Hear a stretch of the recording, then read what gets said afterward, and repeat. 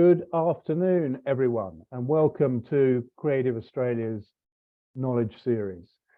Today's session, LinkedIn for Fundraisers. My name is James Boyd. I'm the State Manager of Development and Partnerships based in Perth in WA. I'd like to begin with an acknowledgement of country. Creative Australia acknowledges Australia's Aboriginal and Torres Strait Islander peoples as the traditional custodians of the land on which we live, work, and learn. And we pay our respects to their elders past and present and to our shared future. The Knowledge Series has been going now for several years post-COVID, and of course now it's free of charge. So we've got plenty of participants in today's workshop. Just a little bit of housekeeping before we begin. There will be Aslan interpreters too on the session today. Could I ask all participants to keep their computers on mute with your cameras off? There will be a Q&A at the end of today's presentation. And if you could type your questions into the chat box, I'll facilitate those questions at the end of Michelle's presentation. Any technical issues today, please direct them to Paulina in the chat and she'll help you out.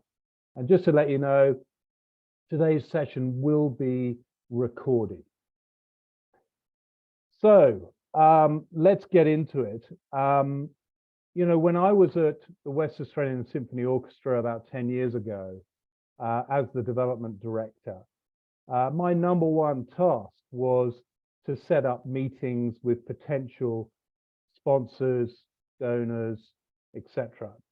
And it was probably the hardest and most challenging part of the job. If you didn't have those meetings, you didn't have new sponsors. And it was a numbers game. You had to get those meetings to get sponsors. And often, there was no shame in leaving those meetings empty-handed, but it was the beginning of a relationship, a beginning of a discussion, and that's so critical. And some of those discussions indeed did result in new relationships. So back then we had email and we had the phone. Today we've got many other new tools that we can utilize, and LinkedIn is probably the most powerful. Now, today we have Michelle Stein to fill us in on how to use LinkedIn. Michelle is calling in from South Africa. She's based in Cape Town, and she's a fundraising consultant and trainer specializing in high-value fundraising from donors, major donors, corporates, trusts, and foundations. And her experience spans around the world with faith organizations, arts and cultural organizations, and beyond. Much of her work has been in the UK and in South Africa, working for organizations like the British Museum, the Zeitz Museum of Contemporary Art in South Africa, and WaterAid. And she has trained fundraisers around the globe. So we throw this task to her to give us a really practical session on how we can utilize LinkedIn and potentially other tools to communicate and grab those meeting opportunities that are so critical to our success. Michelle, I'd like to introduce you, and over to you.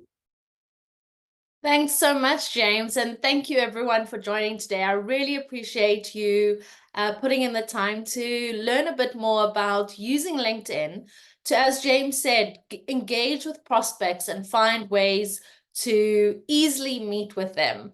To give me a sense of what your current relationship is to LinkedIn and the kind of work that you do, I'd love, Paulina, if it's possible, if people would answer 2 questions. This is just, as I said, a poll will come up and I'd love for you to answer it. It's what is the focus of your fundraising? How would you describe your role, that the main time that you spend on it? And the second question around, what is your current relationship with LinkedIn? Do you have one? How do you feel about it? Would love to know. So if you could answer those, that would be great. And then once everyone's completed that, if Pauline, if you could share it with everyone, and then we can see the answers.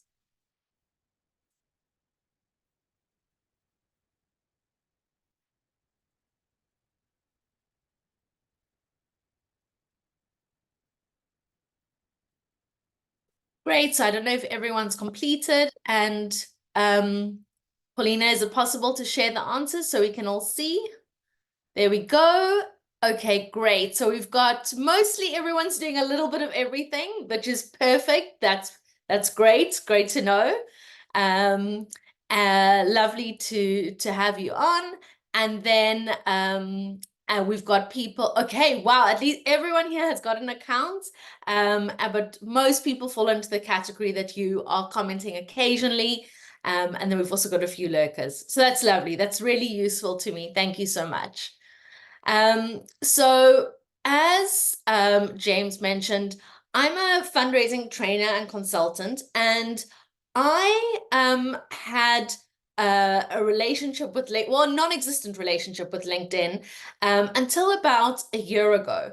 And about a year ago, I decided to actually invest in building my LinkedIn presence. And because my work is about working with fundraising clients, I decided I don't want to only rely on people through word of mouth, but also be more proactive in people coming to me, seeking opportunities to work with me. And so I started being more active on LinkedIn. And I really was surprised at the response that I've received, that I now have people coming to me asking to work with me when most people, that wasn't the case before. And for me, nothing's changed about my skill set. It's just that I am now more visible to people who want to work with consultants. And I had this light bulb moment where I realized that it's the same for all of us who are doing fundraising work, where we want to be in front of donors. What LinkedIn can provide is the visibility that we might not have had before. And why LinkedIn is such a useful space for fundraisers is just in terms of the network itself. There are 1 billion users on LinkedIn. Of those, 525,000 are philanthropy advisors, 159,000 are grants managers. Now, if I think about my prospect pool and how many people I need to engage with in meetings, I'm sure that I can find just a few of those in those users to get in front of, to get meetings. All the people that I want to speak to as a fundraiser are on LinkedIn. It's a professional network where people, as those who are using it, mention that you're posting occasionally, you know that all levels of seniority are on LinkedIn. So you can have access to people at a range of levels. And that's what makes LinkedIn the most efficient way to get in front of donors. If you are struggling to just get in front of donors, get those meetings, which is so important, it is such an efficient way because, and this was, as I said, a light bulb moment for me when I realized there are no gatekeepers on LinkedIn. If I think about how many times I've sat in training where it's about how to overcome objections, how to get past a PA, how to get past a grants manager, how to get past a particular gatekeeper to get to the person I need to speak to, I realized that on LinkedIn, you can speak to anyone you want to. No one is preventing you from speaking to someone. It can be the chief exec of a foundation. It can be the head of a corporate. It can be a particular major donor prospect. No one is stopping you and saying, oh, the PA is managing the account. you can comment and connect with that individual. There are no gatekeepers. We don't have to run a training on how to get past the gatekeepers. What also makes it fantastic is that LinkedIn works around the clock. So unlike in the real world where we can spend some time trying to reach someone on the phone or send certain emails, with LinkedIn, we post something and we can just log off. And the work continues doing the work for us because there are going to be other eyes viewing it. So if you are in an organization where you might not have huge resources, where you are, you're juggling a whole lot of different things, which as many of you mentioned, you're doing a little bit of everything. By investing some time in LinkedIn, you do the work and then it continues doing the work for you, because that post, your comments, the engagement that you make on LinkedIn continues to work even when you are logged off. And then the last point I wanted to make about what makes it great is about being discovered. And this speaks to what my experience has been, is that you just don't know who is reading what you are posting and commenting on. And that means that you can be discovered by people. And as we see, one of the trends in philanthropy is that people want to discover things themselves. They don't always want to receive applications. They want to feel like they have a lot of people don't have, they're closed for applications. They don't accept unsolicited applications. People want to feel like they find something that themselves. So it is all about being discovered. And when you're on LinkedIn and you're raising your presence, it shows that you are you making yourself be findable by funders. But being on LinkedIn is not about what I'm going to be talking about today, is not about your company or your organization's page. Yes, there are two different pages. There's your organization that you work for, that you link to, and then there's your personal page. And what I want to recommend is to start thinking about yourself as an influencer, right?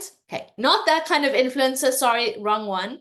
I mean an influencer like, I'm thinking about something like one of your fellow countrywomen. This is Luca McCabe. She runs a Instagram feed called Boob to Food. So if anyone wants to transition from breast milk to solids, she's your lady. And what she's doing is she's just sharing her life with you and what she's doing and the meals that she's making, like those, I'd say, normal influencers. And obviously people are finding her if they want to find her, and they are engaging with her recipe books, with her courses, with the products that she's affiliating with. That she's what I would call a normal influencer. And we have to see our roles in a little similar way, in that we are going about doing our work. We are meeting with donors. We are engaging with different people in our organization. We're sharing what we're doing. And then if people are interested in that kind of work, they are coming to us. We are creating a community of people who are interested in learning and hearing about that kind of work through our LinkedIn presence. So it's thinking about yourself as an influencer, that you represent, you are the ambassador for your organization. And yes, your company organization page is important. It's important that that it looks up to date, so that you look like you're working for a legitimate organization. But what I'm suggesting is that the focus is on your personal profile, that you become the ambassador for your organization, that you share with people all the work that you're doing, and that then people are attracted to what you are posting, and you are becoming findable for people who are interested. They come to you because of what you are posting. So that is the approach that I want to suggest today. And I'm going to share with you 3 different areas to focus on when it comes to LinkedIn. And we're going to be looking at how to optimize your profile so that you feel good about people coming to your profile and seeing what you do, but also that your profile is through a donor's lens. So if a donor is coming and looking at your profile, does it look like it's something that's of interest to them? Or is it currently set up like it would be for a recruiter? Or is it just your CV? How can we make it really, really attractive to donors so that it's optimized for that? Then we're going to be looking at who do we connect with? How do we maximize LinkedIn so that if we have existing donors, prospects, how do we engage with them? And then lastly, we were looking at what to write. How do we post and comment and ensure that we optimize our engagement on LinkedIn, and a little bit about the LinkedIn algorithm. So those are the 3 areas we're going to cover, and I'm going to be doing it. We're going to be doing a bit of overall of an existing profile. So I'm going to stop sharing for a minute, and let me just stop sharing, and then I'm going to get up my other screen for you, which is we're going to be, as I said, looking at a LinkedIn profile. And let me bring this up, and let's see if you can see that. Let me do that. Great. So I hope you can all see my LinkedIn profile. And for anyone who follows or knows me on LinkedIn, I often, my fictitious organization that I work for is the Left-Handed Donkey Society. So this is my profile for the Left-Handed Donkey Society. And let's do a little bit of an overall so that it is donor friendly and make it really nice. And so that when a donor finds me, they can see that I am going to give them an amazing service, that I am exactly the person that they are looking for. So the first thing to do when it comes to one's profile is to look at the photo. So here we go. This is my photo. It's not a very nice photo, and is to make sure that you have a photo, firstly, and that the photo is up to date and that it looks like you. So that if a donor does meet you in real life, that they will have no problem knowing who you are. And remember that this photo is what follows you around on LinkedIn. So everyone is going to be seeing it, and you want it to be welcoming. You want to smile in it. You want to just show someone that you are someone they want to work with.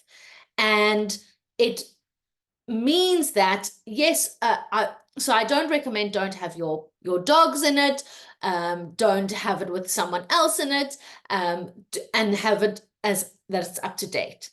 Now, one of the best practices when it comes to or is recommended for making your photos stand out is not just that it's professional and you look like someone that people want to work with, but that you also create what is a solid color background. And I'm going to show you exactly how to do this. So let me change, and you can do this all on Canva.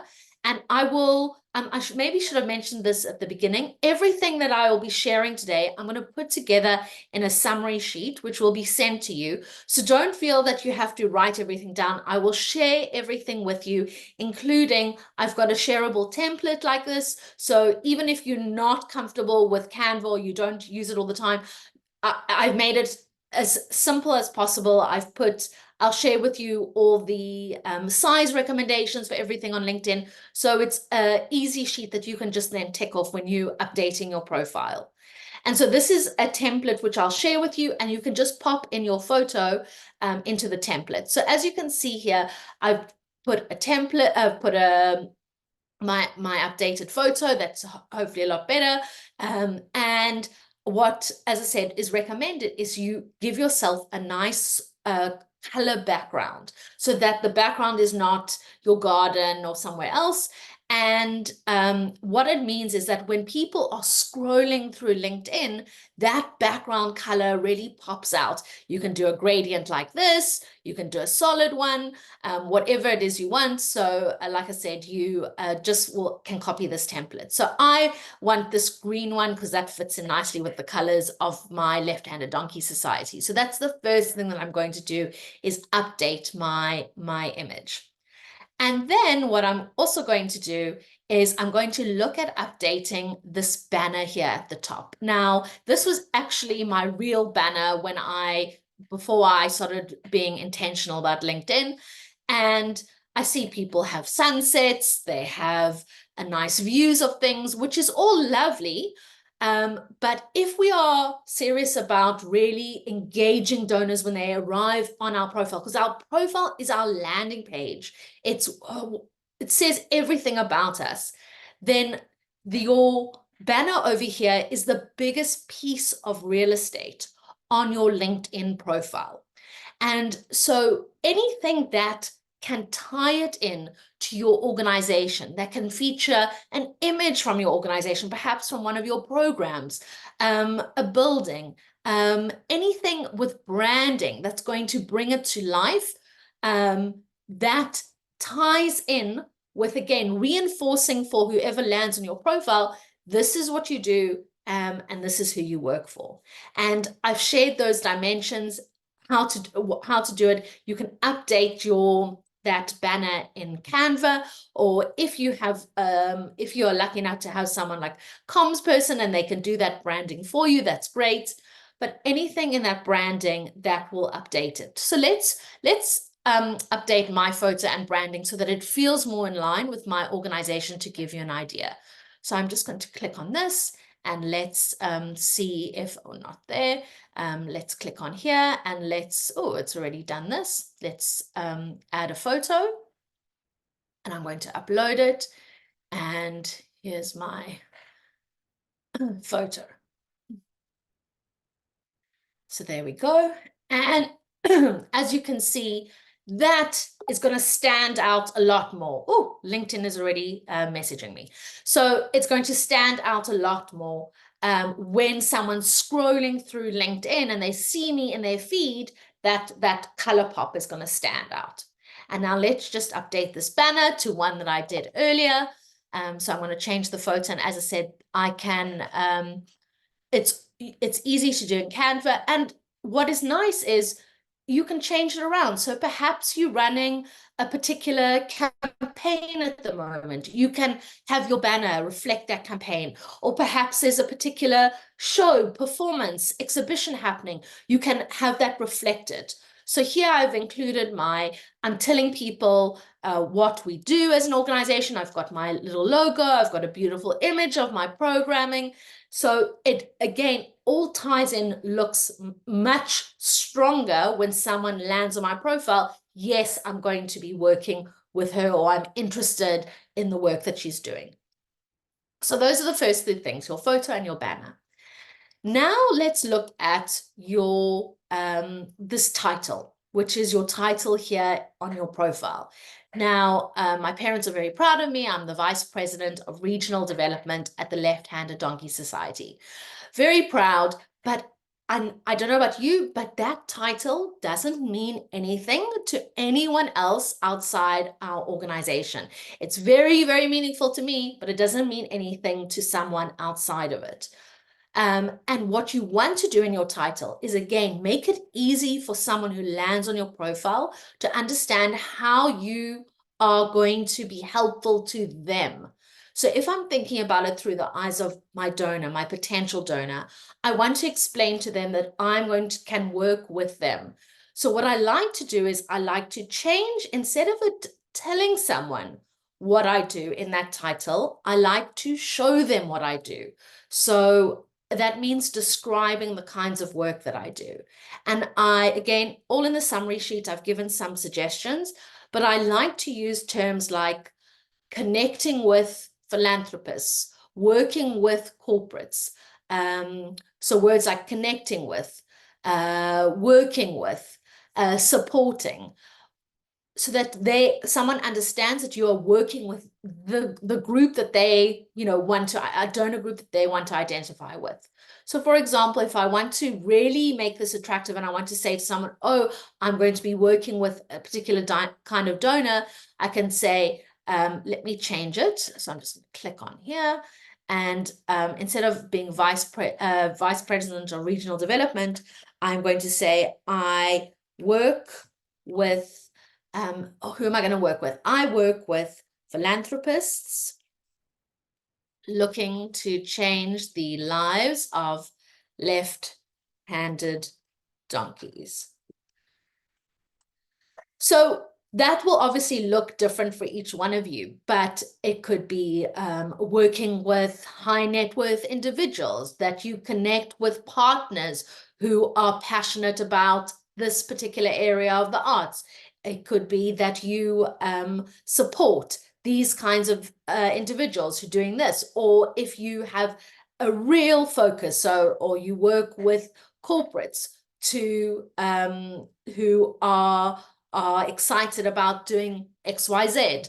It's all about showing someone that you are working easily with them, that they don't have to work out what exactly does a vice president of regional development mean.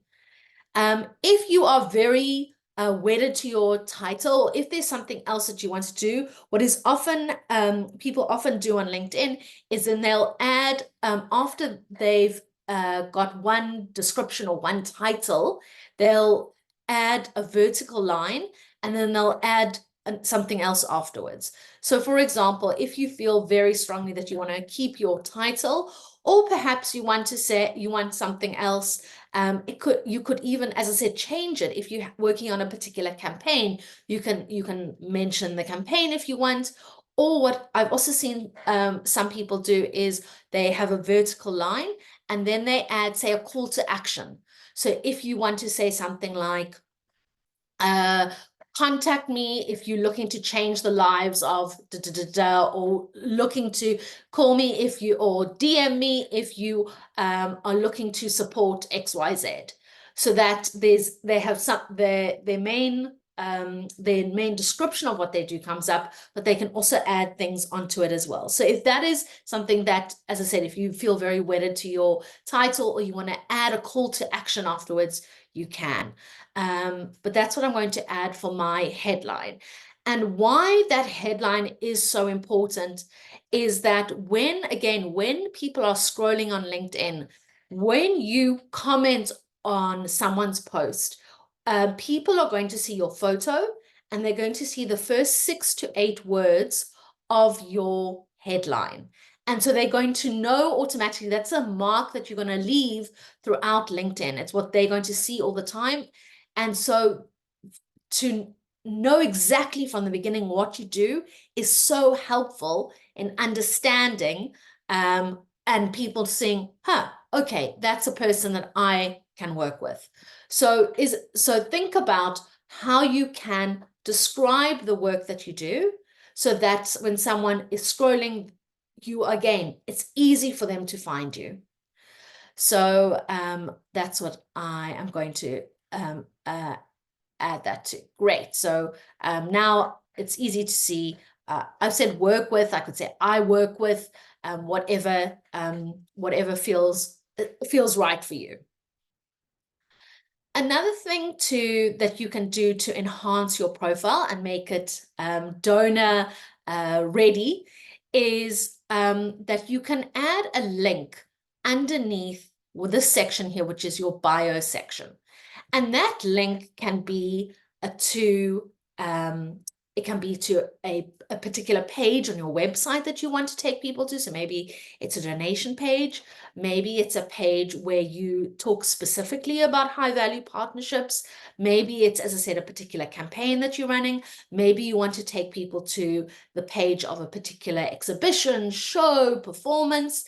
That link can be updated all the time.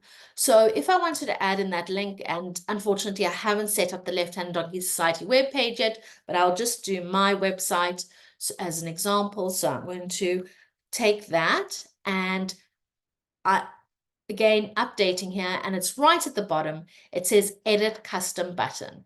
And so I'm going to, you can select if you want a link on your page. I'm just going to put that link in. And then I'm going to do the link text. And I want to write something about, I want people to learn more about what becoming a donor at my organization. So maybe I want to write, I don't like the term learn more. Maybe that's a bit ill. I want to say something that's will attract, maybe read more about our donkey campaign. Oh, and you see, I've exceeded the maximum length. It's very short. So let's go with read. Oh, a read about our donkey campaign. Let's do that. And let's save it. And there we go. And then I hopefully when I update that, that will come up. And here we go. You can see the link is in my bio section now. Read about our donkey campaign. And again, these things along with the banner can change all the time. So if your banner is changing to a particular, as I said, performance, exhibition, or it's focused on a campaign, then you can update your link so it reflects. So again, you're reinforcing that messaging. Or it can be something completely different. It can be just a landing page for a donation form. It can be a landing page on your website, which is about how to become a partner, whatever you want to, or you can just experiment and try it out and see what is going to work for you. So that's your link in your bio. Really utilize that so that so that people have different places to go if they want to find out more or show them that there are lots of ways to engage with you. The next section I wanted to mention is the section here I haven't added, which is your about section. So here I've said I've been at the Left Hand Donkey Society for 25 years. Now, most people use their about section. If I'm using it in the traditional way of LinkedIn, which is it's just my CV, then it's going to be your work history, blah, blah, blah. You worked here, you worked here, you worked here. What I, again, suggest if we're looking at through the lens of the donor is to use it as a way to discuss the successes that you've had working in partnership with donors, and that you, so that again, reinforcing, I'm a competent, successful person to work with. So instead of just listing out or talking about the skills that you have, saying like, I worked with X kind of donor to do this in this particular area of the arts. I worked with this kind of person or this company, or I worked with these kinds of donors doing this kind of work. So you are listing achievements, but talking about specifically through the lens of working with donors and how that was successful for the donor because of, and we worked together and we achieved this. So that is, so that it's all seen through the eyes of the donor. So that's your about section. And it doesn't have to be long. People get bored. It can just be a few sentences. But if you can share a few successes of where you've had a partnership or worked nicely, or where, as I said, a particular campaign or a particular exhibition or something has happened where you worked really nicely with donors to make it happen, then list it there so that people can easily see that you are the right person for them to speak to. And then I think the last place that I wanted to suggest that is really helpful to reinforce that you are a great person to work with is your featured section. So your featured section, which is somewhere here, is a section which is static. It stays there. It doesn't, it stays on your profile. And your featured section is a place where you can add things that you want to stay on your profile and to draw people's attention to. And that can be things like you could have an article maybe that you've written or you've featured in. It could be a particular overview, like a document of what it means to work with your organization as a donor. Maybe it's a slide deck of something that you would share with a prospect. Maybe it is a membership scheme, you know, the tiers of your memberships, anything that you want to feature that is going to, again, stand out because it's going to stay on your page. And now I need to just see where I suddenly can't see it on my page, that I think somewhere here that I can add that featured section, and it stays there, and you can do a nice cover image. Again, all the dimensions are on the summary sheet, and you put almost like an image that you can then put on your featured section with a link to whatever you want to refer people to. I see some people put, as I said, some people put articles they've been featured in, but anything that you want to draw a donor's attention to is great. So here we go. Let's just see on my resources if there's, obviously not, because I'm doing this live. It's suddenly at a profile section. No, it is, I promise you it is there. It's just for some reason disappeared for me, and your featured section will be there, and you can do up to 3 or 4 sections of your featured section if you want multiple things. And I know there are people on LinkedIn who say you should only do 1 section for your featured section. There's some people say you should do more. So experiment and see what works for you. See if there are things that people, if there are things that you think really engage people, if there are things that don't work, you can add it to your featured section. So I think that's everything that I want to mention about optimizing your profile. To think about, firstly, I know some people feel a bit, if you're not used to posting on LinkedIn, you don't feel great about, maybe you don't feel, not great, that's maybe too strong a word, but some people feel a bit uncomfortable about posting on LinkedIn. Having a nice, strong profile does help build one's confidence when it comes to starting to post on LinkedIn.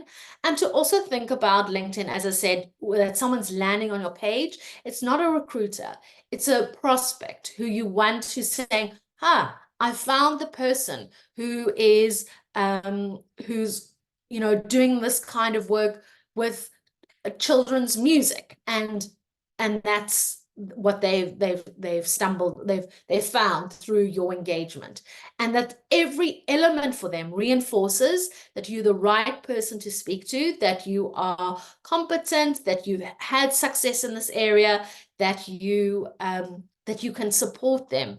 Because I'm always thinking about that my donors, they want to help people. They want to do what they want to invest in different areas of the arts. I want to make that job easy for them by making myself findable, by raising my profile so that they can invest and can donate and partner easily.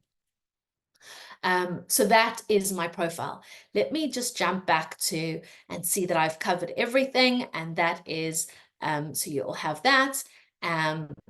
And so we've spoken about the photo, the banner, your job description, your link bio, and your featured section, which you will find when you're not doing it live and you have time to relax and look through your profile. So that is your profile and how to really maximize it. Now let's move on to who should you connect with. And when it comes to connecting, there are 4 pots of people, segments of people that I recommend connecting with. Why you want to connect with these kinds of individuals is that at the moment, and I am making an assumption that when you scroll through your LinkedIn feed, the kinds of people that you're probably seeing on your LinkedIn feed are your fellow fundraisers, fellow comms people, people who you have had some kind of work experience with. There's people that you know and who tend to be in the same industry or industry adjacent to you.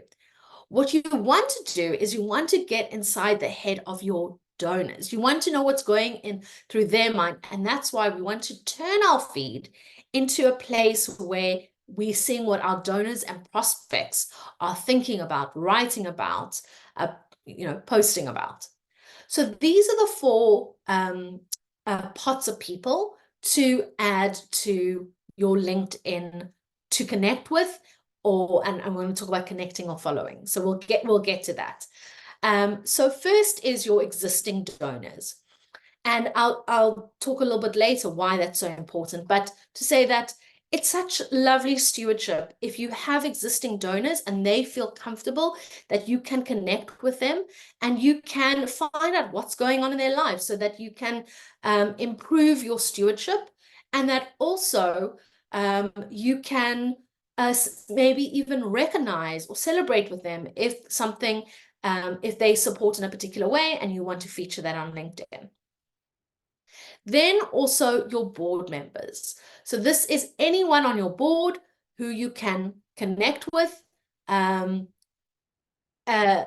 easy enough.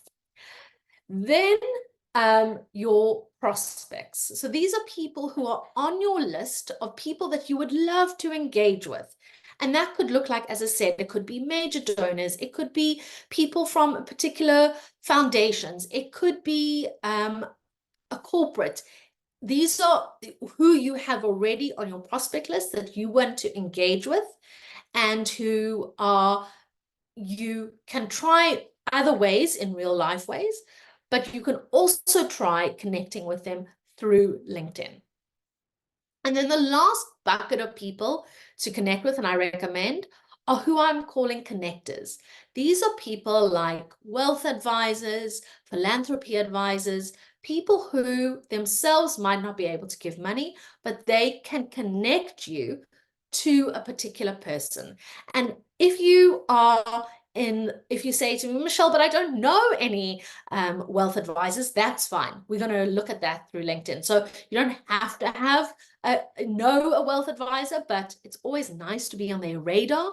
And we're going to look at how LinkedIn can facilitate that. So those are the 4 buckets of people. Now let's talk about what to do to connect with them.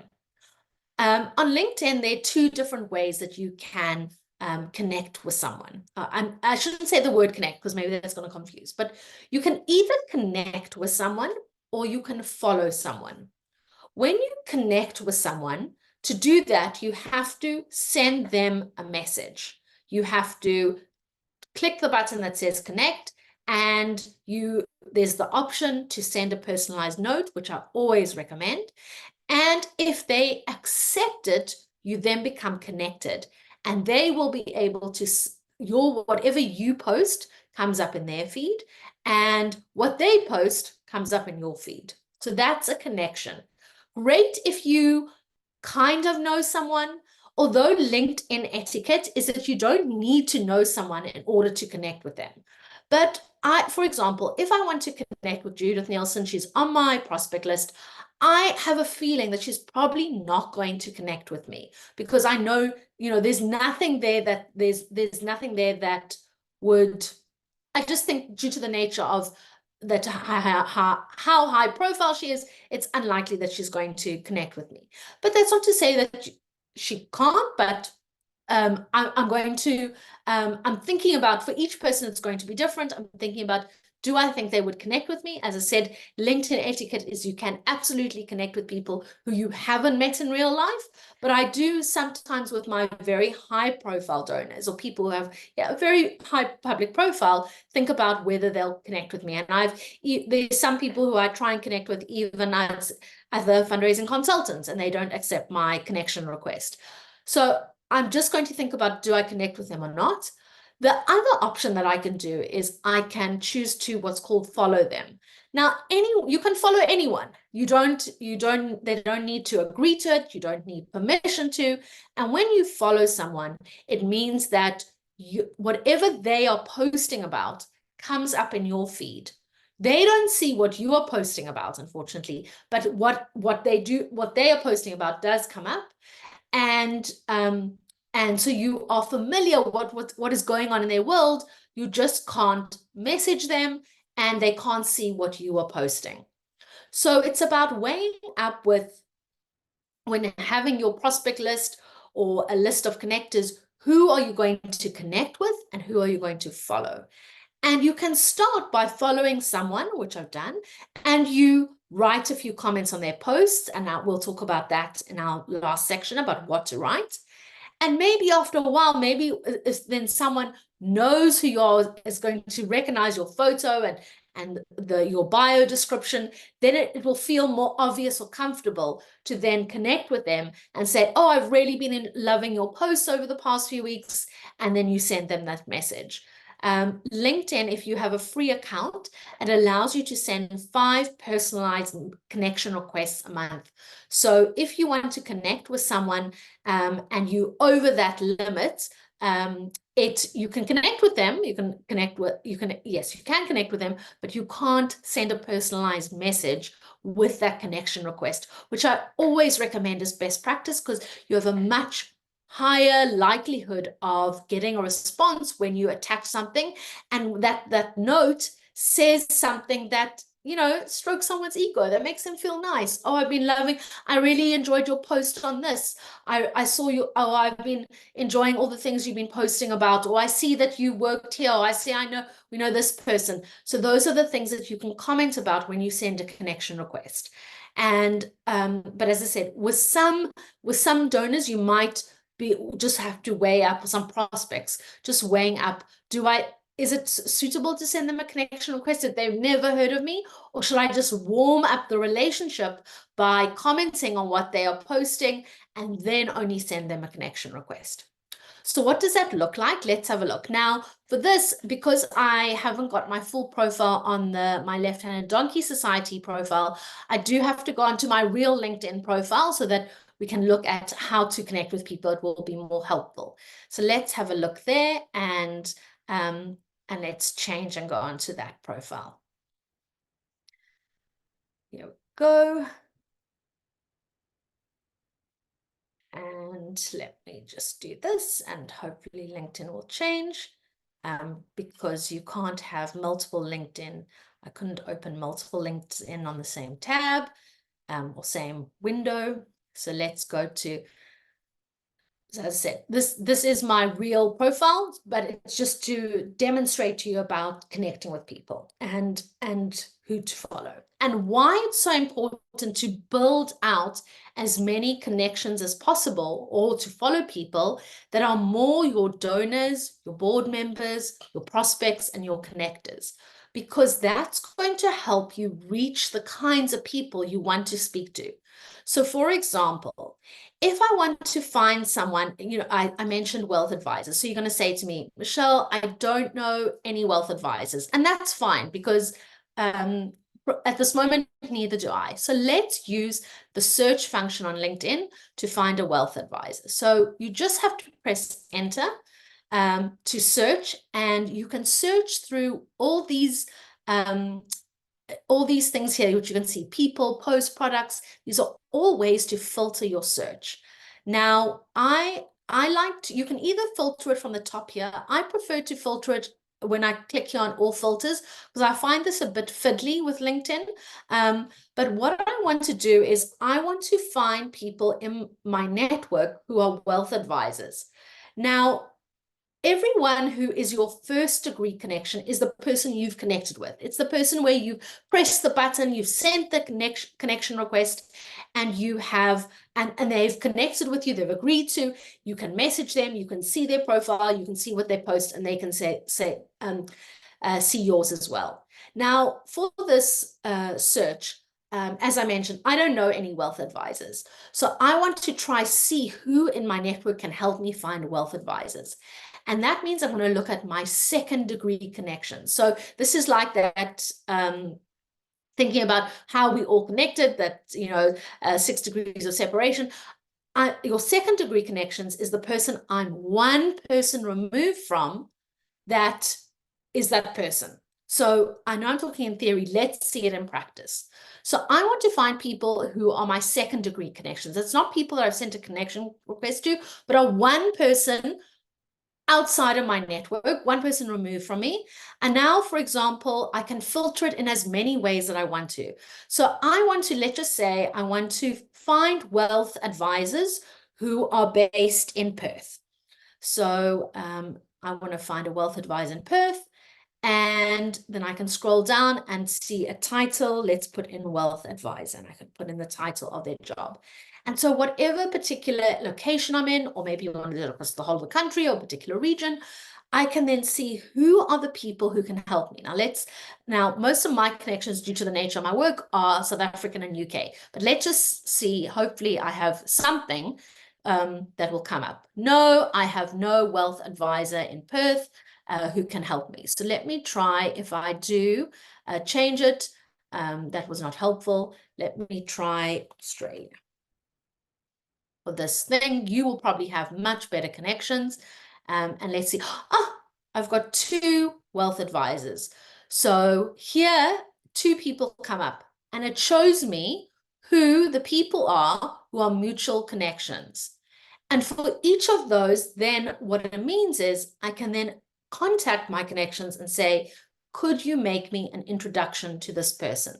And that is why it is so valuable to really bulk up your connections with people who are strong connectors, like existing donors, like your board, so that, I don't know how many boards where we've had this meeting and people said, I don't know anybody. This is a useful way that when you connect with a board member on LinkedIn, you can try searching for who they connected with, so that you can say, actually, I'd love if you can make an introduction to this person. So if you want to find someone in a particular profession, you can use a second-degree function search on LinkedIn and see who can connect you to that person and make an introduction for you.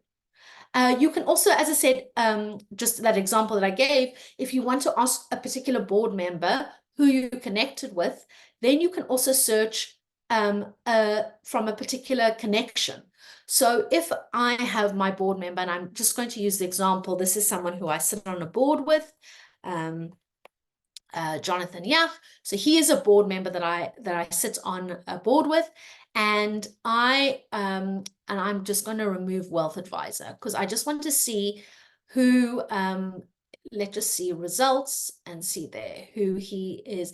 So he has 99 people that there's a second degree connection that I could then go through and see, oh, who are those people? And is there anyone from his network that might be interesting to me? And I could then ask him for an introduction. So I can use it to pop in the names of my board members and see who they connected to. Again, you can use the filters to filter down to location, a particular industry, even a level of seniority. But that's a useful way when donors push back and say, I don't know anybody, using LinkedIn to identify who they might know that might be a great prospect or one of those connectors. So that's another way to use it. I also like to use it if I want to search for a person from a particular company. So if you have on your prospect list, you really want to engage with a particular corporate, for example, then it's helpful to see who do I know who might be able to give an introduction. So for example, again, I'm going to stick with second degree connections. Let me reset this so that I can get rid of, I don't want it to be a connection of my board member. I want on my prospect list, I have YouTube as my prospect. I know they support the arts. So let me see, I want to add the area must be Australia. And I want someone who's in their current company is YouTube. See there, great. And now let me search and see, do I know anyone? Oh, 1,000 results. No, because I want my second degree connections. It's everyone in Australia is at YouTube. Wow, so I know 3 people who I don't know them, but I have here 2 people where I have a mutual connection. So could I ask that connection to make me an introduction to that person at YouTube, and they can and see if I can get a meeting that way. So you can also search for a specific person. Also works if any of you are looking for support for a particular foundation. So for example, I'm just going to get rid of YouTube and Australia. So for example, if I want to get a meeting with someone at the Ian Potter Foundation, then click on that and can show results. Okay, wow, I've got 10 ways to engage with them. And I could then go, here's the CEO. Great. So I could either here, I could ask someone to make a mutual introduction, who's a mutual connection to make an introduction. I could connect with Paul, and I think it's a bit weird because I don't know anything about him. But it could be because if I'm scrolling down here, Paul he doesn't post. So that's not helpful. But what I could do is I could ask someone perhaps to make an introduction, or I could connect with them and see what happens by writing a personalized message. So looking for specific people at a foundation, a corporate is helpful in that search. Let me go back. And I also wanted to share that I don't know if you know that you can, let me just bring up that all filter, which I find much more useful, is you can also search for people who want to be on a nonprofit board. So here, joining a nonprofit board and who are second degree connections. And let's just make this more specific. So let's just say I don't want everyone in the whole, I want everyone in Melbourne who wants to join a nonprofit board. And I want to show the results. Now, probably is going to come up with a lot of fundraisers. That's fine. But I have 698 people in my network where there's a mutual connection, where I could ask someone to make an introduction, and these people have indicated that they want to join a nonprofit board. So if I want to expand my board, I want to look for people who are slightly outside of my existing boards networks, then can I search on LinkedIn and find people if I'm looking for that as well. So that's also a useful tool if you are looking for new board members. And by clicking on the filter of joining a nonprofit board. The last way that I wanted to show that it's helpful for using these filters, which as you can see, it's about playing around and testing out and finding what comes up, is, let me just clear, I'm going to reset everything. Let's see, is it going to reset? Yes. Is that I mentioned that to connect with your 4 buckets of people, your connectors, your board members, prospects, and donors. Now, to prevent LinkedIn taking over your life, which is very easy to do, it's the nature of a social media network that you can just scroll and scroll and scroll and scroll. If you are looking at engaging with a really defined list of people who I've mentioned, those, once you've got your list of people that you want to engage with, instead of, waiting for your feed always to come up with what they're posting, is that I set up a search so that I'm always seeing particular people's posts. Now, I just have to get rid of this and I change it to posts as the option. So here we go, it's posts. I'm going to sort by, for example, not sort by, I'm going to put date posted. So I put by the last 24 hours because I log onto LinkedIn daily. But for you, if you are only clicking on once a week, you can put people who've posted in the past week, whatever it is that is going to be a good fit for you. So past week. So there we go. So you want people who are the past week. And actually, remember I said that this is very fiddly, this top section. So I should have done it here. But I want the posts in the past week, and then I can put from member, and I can add a person's name.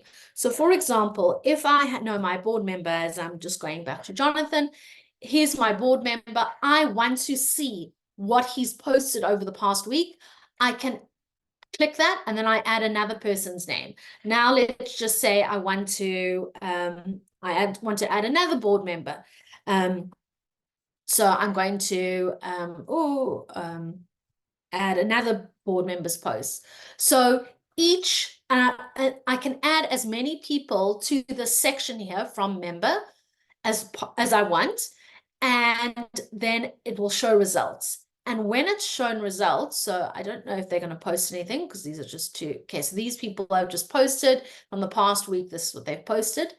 And I've got my whole list of members here. It's got 2, but your list will be much longer because we'll have those 4 buckets of people. Then I just bookmark this and I save it as a bookmark, which I then click on a daily basis, and it comes up with all the people that I've followed, all their posts, and it means, and then I can comment, which we'll move on to now, very quickly, rather than sitting scrolling through the feed. So I have I think it's about 25 people that I follow regularly, that I want to see what their posts are over the past 24 hours. As I said, that might look different for you. Your list could be 10 people, it could be 15, or could be 40 people, and it could be over the past week, past month, past 24 hours. But it's just a useful way to get everyone that you want to see in one place rather than spending that time scrolling. So those are some of the ways to use filters to really connect with people. And as I said, the more connections that you can make with people who you want your connections to be filled with. You don't just want fundraisers, other communicators, other arts people. You want your donors, your prospects, your connectors, your board members. Connect with them on LinkedIn so that it will open up those second-degree connections. I always think to myself that the person that is going to give me the next gift is just like one step removed from me. And it's about finding someone to connect with them and then engaging with them. So that is who to connect with. Now let's move on to what you should post. Now you've got your beautiful profile, you've got your long list of people that you want to engage with. Now what do we do? The first, let me just go back here and or not to Canva, is that there are 2 ways to engage on LinkedIn. The most, I'd say, effective way, if you are wanting to make as much impact in as very little time as possible on LinkedIn, is to comment on other people's posts. This is because for you to post and for someone to see your post, they firstly have to be connected with you. So they can't just, you can't just follow them. They have to, you have to have sent them the connection request, they've accepted. But also, as you can see, posts can get lost. Although LinkedIn is very good at keeping your post alive in the algorithm, much better than if you were on Facebook, on Instagram, it is much more effective to comment on other people's posts. People love it when you comment on their posts, because who doesn't love attention and for their ego to be stroked a bit? And you're making yourself very, very visible to your prospect, to your donors, to your connectors. So that is why I really recommend is that you keep a list of who you really want to engage with. That could look like your top 20 connections. You create that list with filters, you save it as a bookmark, and then whenever you are going to be commenting, you bring up that list and you comment on their posts. And your comments can be things like lovely post, very insightful, but you want to write comments that are going to engage people, that there's going to spark a conversation of some kind. So that could look like asking people a question posing a question. It could be sharing your reflections of something. It could be it could be just expanding on what someone's written and giving a different point of view, but anything that is going to help continue the conversation.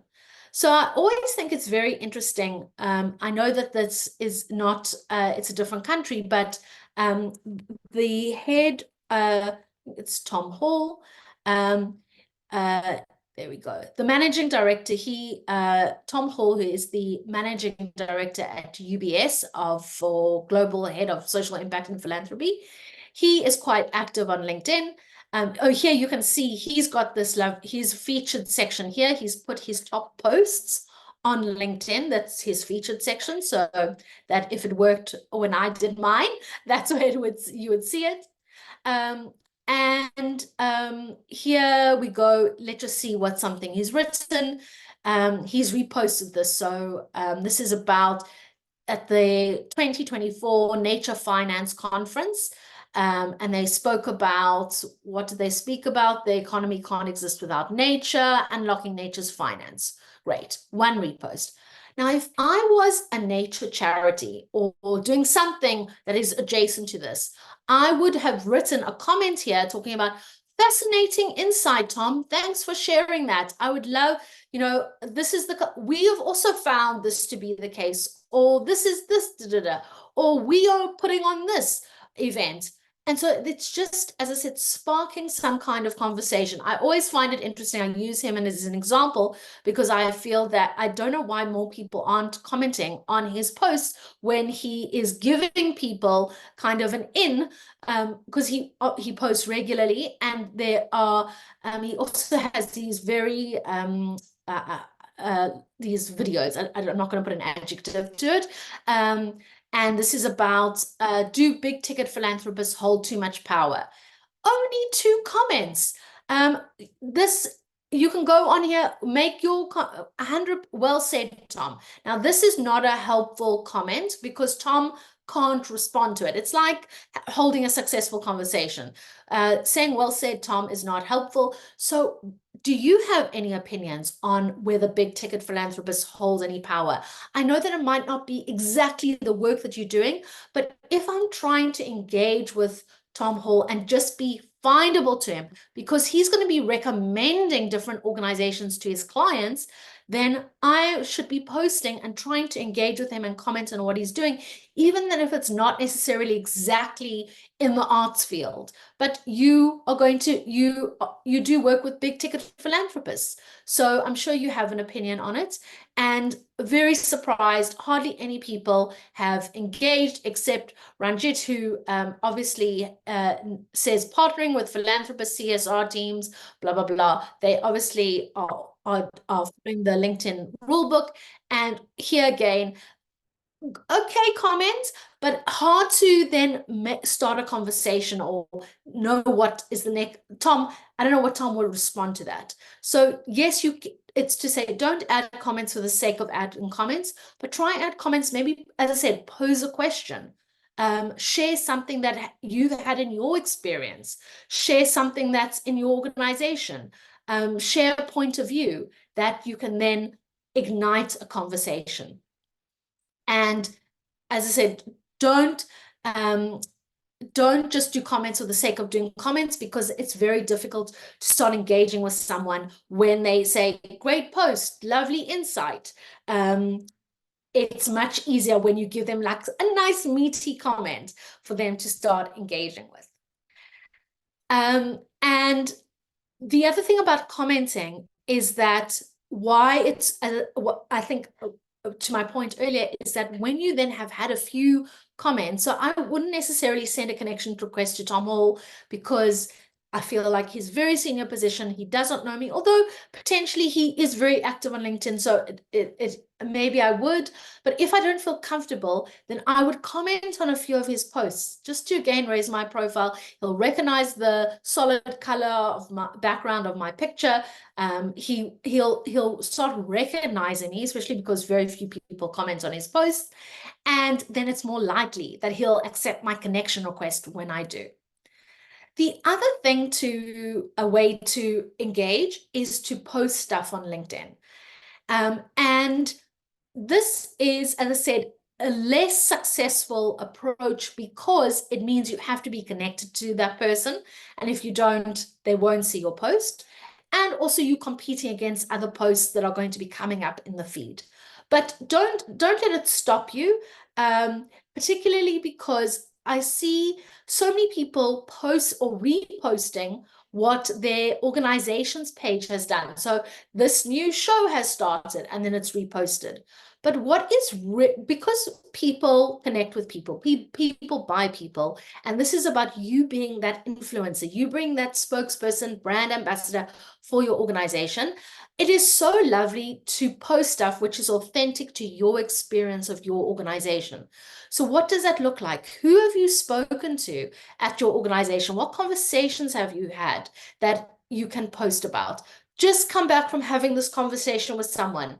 and then you write, mention the conversation. Saw the dress rehearsal for this was great. Saw the practice session for this. Just met this artist. Anything that, or opening night for this. Anything that's going to just reflect what is the day, your day in the life of you doing your work, and the kinds of interesting people and experiences that you are meeting and having. And just to post it, it feels very real. You can share reflections. But when people say, I don't know what to post about, I say, just post about what you're doing in your everyday life. Remember, you're the influencer.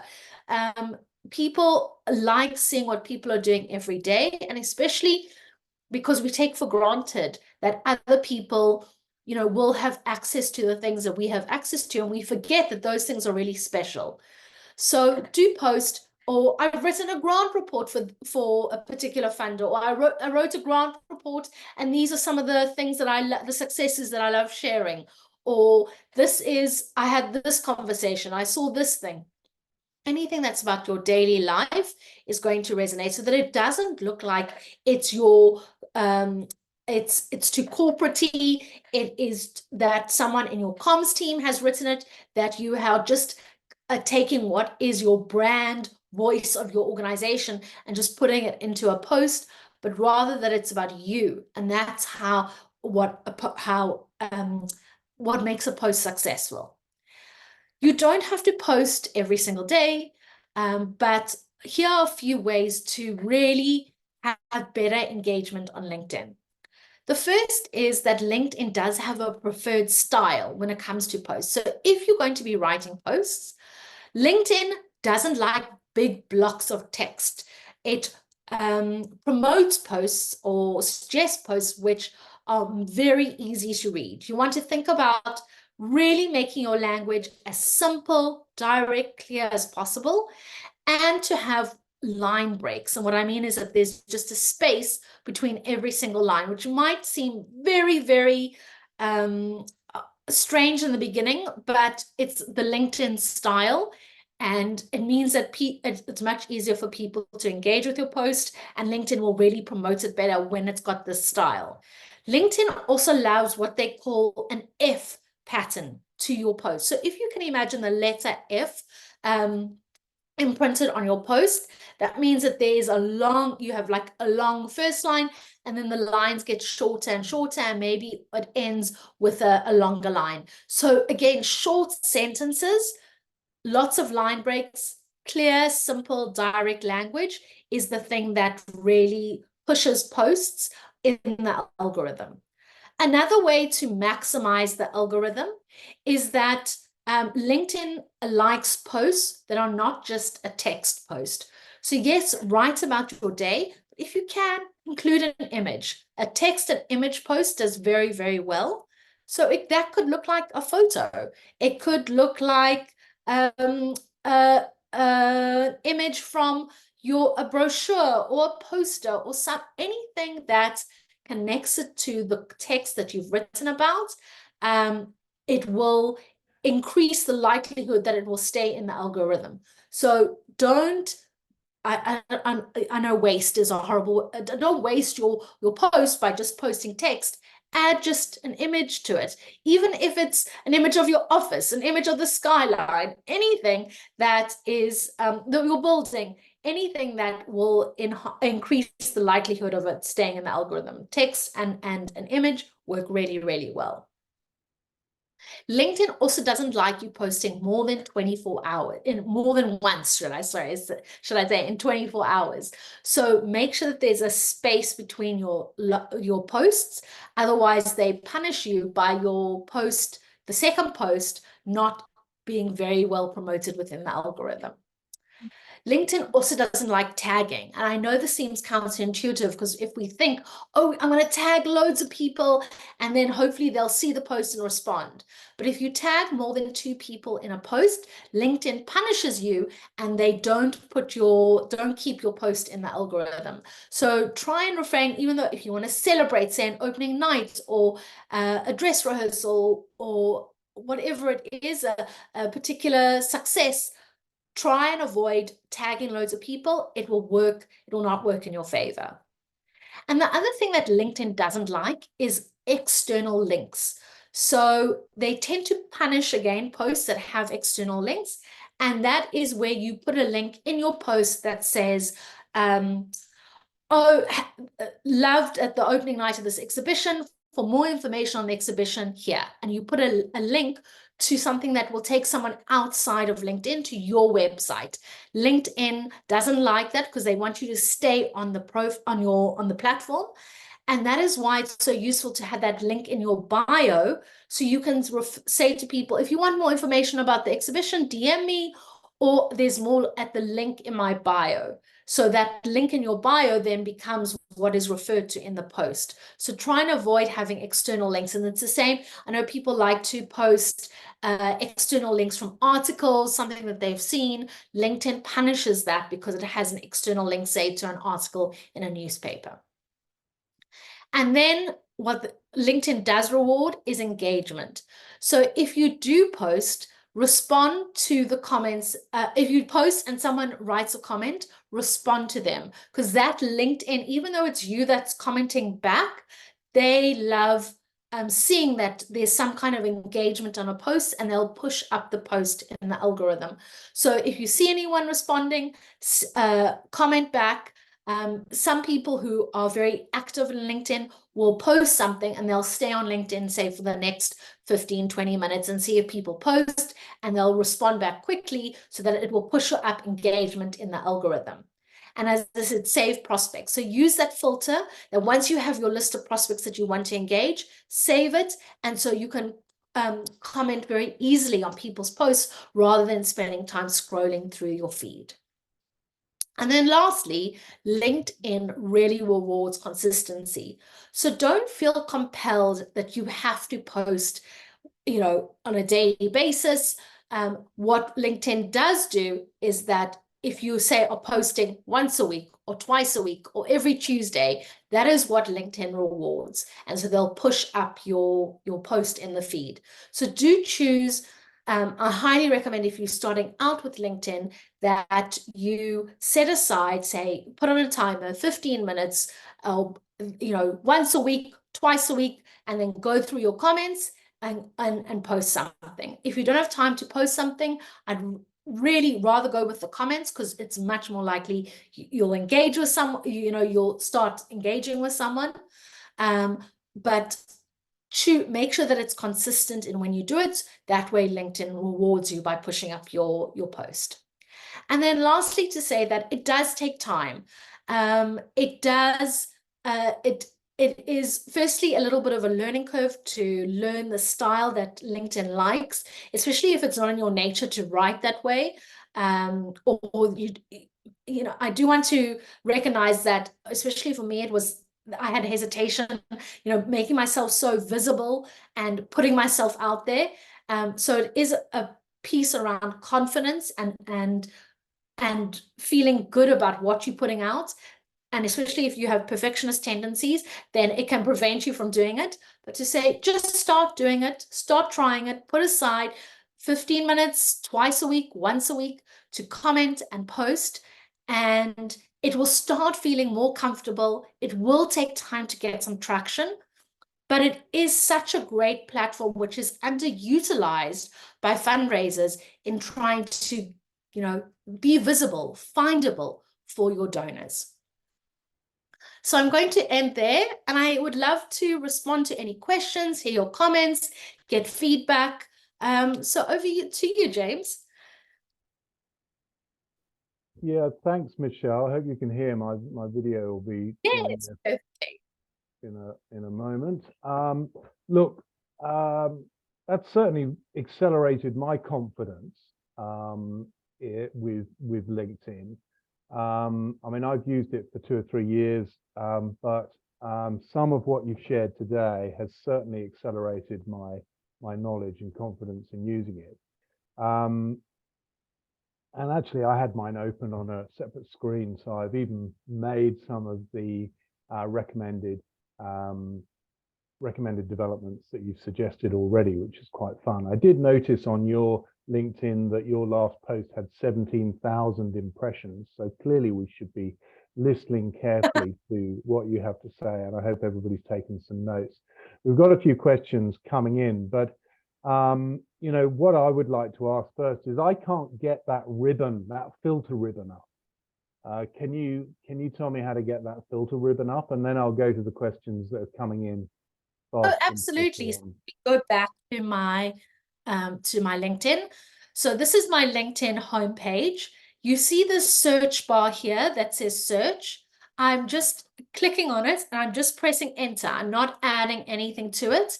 And then it should come up with all your filters at the top here. Brilliant. Okay, You can, sorted. as I said, through here, I find it a bit fiddly. So then I click this all filter so it opens at the side, and then I do it through here. Fantastic. Fantastic. I hope that's helped a few others other than myself. So look, there's a few questions that are coming in. One of them, I think you can speak about while I sort of filter through the other questions. And that is, are there any absolute must not do's on LinkedIn? I'd say the only must not do is not to be rude or negative. Unlike other social media platforms, which are just a nightmare, LinkedIn tends to be a very, very positive and uplifting place. You don't see people go at one another in the comments. Even if you disagree, it's done respectfully. And I mean, I assume this is obvious, but just to mention it, is that it is people tend to uplift one another. It tends to be very positive. Even when there are very controversial things that are posted, I think people tend to be more respectful than someone on some of the other platforms. So just keep it very positive and upbeat. All right, that seems like good advice, but otherwise fairly acceptable platform, even though it does seem to be a relatively stroppy platform in itself, with its Yes, I know punitive. yes, people have criticized LinkedIn for that. Yeah. Okay. All right. That sounds pretty good. What about sort of regional, geographic, or cultural differences, international cultural differences in regard to using LinkedIn? Any observations you've made? No, there tends not to be any. I haven't encountered those. I'd say the only area that I don't have many connections with is in South America. So although it's just about a bit of a language barrier, but otherwise I have not noticed any cultural differences. People tend to know the rules somehow of LinkedIn and all follow them. I mean, you do have cultural differences, but I think that's about the nature of individuals. Like American posts tend to be very, self-important, but that's about the way that someone's culture is, not about the nature of LinkedIn itself. But so I have not seen any differences in that way. It's really people know the rules of LinkedIn and can follow it and follow it well. So I don't think that there's going to be anything to say to you, oh, there's something specific that's happening in Australia that's different to what's happening in Europe or the US. It's all very similar. Okay, good to know. Anton Eclipse has asked about verifying your profile. And this is something I've considered but got sort of lost in and then not done. But what does that mean, and how, and is it worth doing? There are mixed views on this. So I actually find it interesting because on my real LinkedIn profile, I haven't given the option to verify my profile. And on my Left-Handed Donkey Society profile, I just saw that they do ask to verify. This is something that was rolled out first in the US and Europe. And so it's obviously now expanding to the rest of the world. It just means that you get like a little tick next to your name. But similar to if any of you on Instagram, you're getting the blue tick. So some people feel that it just shows that you are the real deal. It adds a level of verification. I haven't found it to be a deterrent to people engaging with me, just because I haven't had that option because it hasn't rolled out to South Africa. But what is problematic is that people say that whatever your name is on your LinkedIn profile has to match exactly what's in your passport. which is how they verify you. Some people don't feel comfortable giving their passport information to LinkedIn. Some people don't like that your name, if they change their name or they have a nickname that's on LinkedIn, that they can't verify it. So not everyone does it. It has its problems. I don't see a particular benefit to it because it's very easy to see whether someone has a legitimate profile. And especially, as I said, when you have your organization's profile that's also up to date, so they know that you're the real deal, that you're not some random organization, that those things are up to date. It's useful. So I haven't really seen any benefit to it, but because I just haven't been able to do it until I started yesterday, I noticed that on my Left-Handed Donkey Society profile, they asked me to verify, but it's not a deal breaker, especially if you don't feel comfortable putting your passport information or your name is different and you don't want LinkedIn to reflect a different name. And as I said, I haven't found it to be a deterrent to people engaging with me because there's so many other elements of your profile that can show someone that you are legitimate. LinkedIn doesn't prioritize people who have verified their profile, so it's not in your favor in terms of the algorithm, whether you verify or not. All right, so that's good to hear. So if you're not verified, it doesn't lock you out of any particular functionality or I suppose, profile opportunity. No, not at all. Okay, so we've got a couple of questions around, posting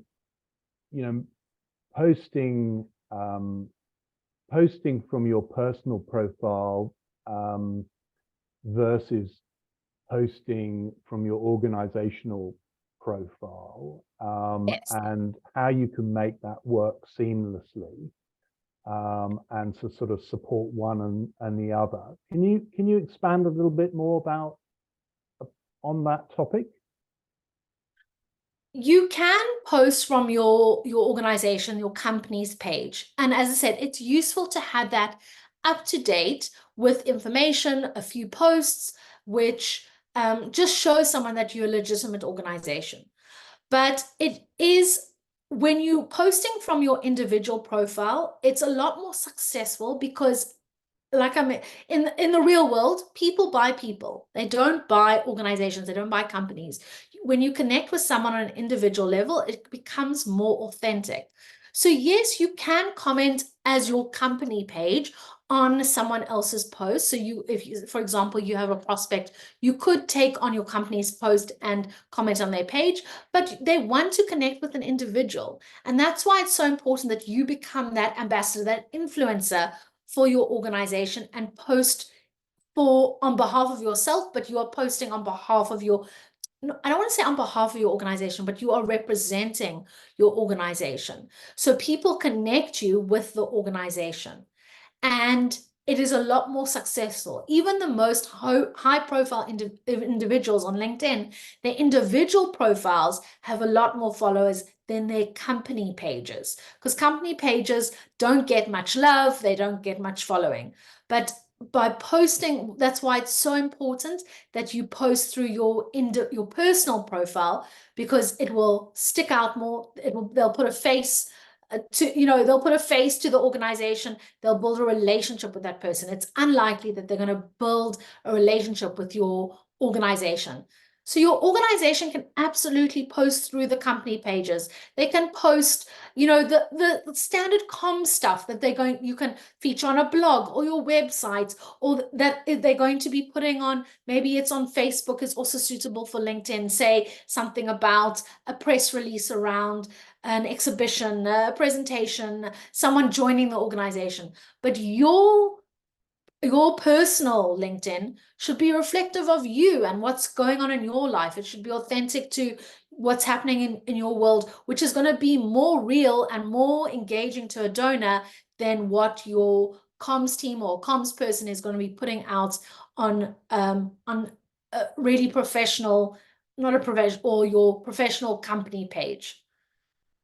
Yeah. Okay. Does that? All right. Look, I think it certainly makes sense to me. I think it certainly makes sense to me, that personal. It's if you're going to get that appointment, you're going to get that opportunity to meet someone in person, then it's your personal profile that's probably going to achieve that. But the connection between your personal profile and the legitimate position within that organization also critical part of Absolutely. getting that appointment.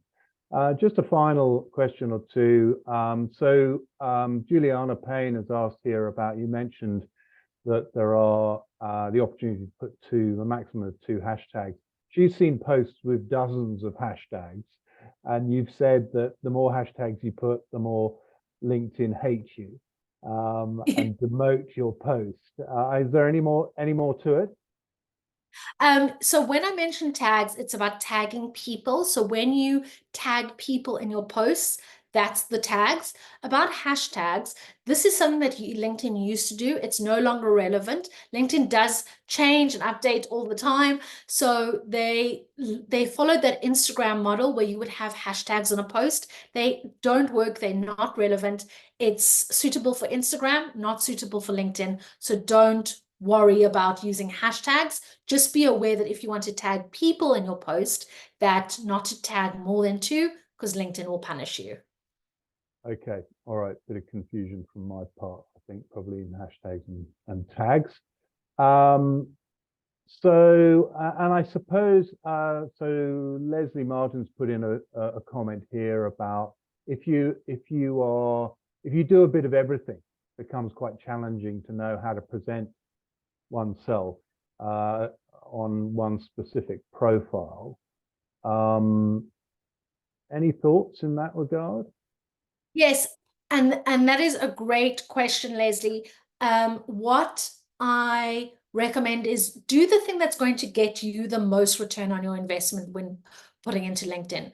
So if you do a little bit of comms, if you do a little bit of I don't know, volunteer management, if you're doing a little bit of fundraising, what is it that you want to get out of LinkedIn? Obviously, I did it through the lens of prospecting today and getting in front of donors. But if that is not that's right for you, then do it. Focus on the area that you are going to get the most out of. And also, when it comes to your description, remember that bio description under your profile pic, write what you do, but then you can also do that vertical line and then continue writing something else that you also do. So you can say partnering with corporates who want to bring music to children across Western Australia. And then you can do a vertical line and you can say engaging with volunteers at this music school. So you can add different elements of the work that you do to that profile if that is helpful, but also to be aware what is going to get you the most bang for your buck when it comes to putting in the time in LinkedIn and what you want to get out of it. So if prospecting is not for you, it might be that then another element of your work is the one that you want to stand out and feature. Brilliant, Michelle. Look, I think we've got a few minutes over time. I think we'll wrap it up there. I found that very, very practical and very useful. And I particularly think the part that you talked through about connecting with contacts or connecting through your contacts, how to use those filters to find people and then perhaps reaching out and asking for that introduction. Very, very useful stuff. I love your tip about commenting on posts and the power of commenting on posts, but also commenting back. If somebody comments on your post, to comment back and start a conversation. Very useful. And indeed, those tips around putting posts up, using line breaks and using the F style, very useful little tips. So a really practical session. Today's session will be available but it has been recorded and will be available online soon. So if you want to go through it again, which I think is well worth doing, have LinkedIn open and just go through it again. Michelle, sincere thanks for your time this morning. You can go and have breakfast now. Thank you. That's been tremendous.